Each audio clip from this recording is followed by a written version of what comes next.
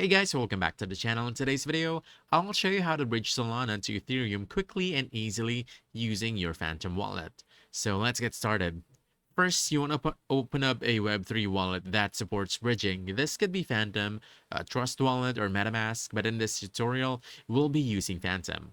So once your Phantom wallet is set up, you want to go to the Swap tab at the bottom of the screen, this one.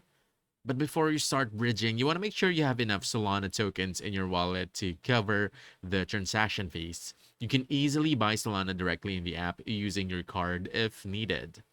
Now, at the top swaps section on this page, you'll see two fields.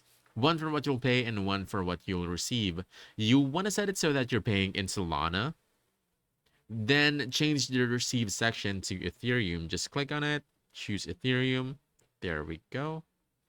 That's it. After that, just enter the amount of Solana you want to bridge and then tap swap now. The wallet will automatically handle the conversion process and transfer your funds over to the Ethereum network. And that's it. You've successfully bridged your tokens from Solana to Ethereum right inside Phantom Wallet. Fast, simple, and secure. So if you found this helpful, don't forget to hit the like button, subscribe for more quick guides, and I'll see you in the next one. Thanks.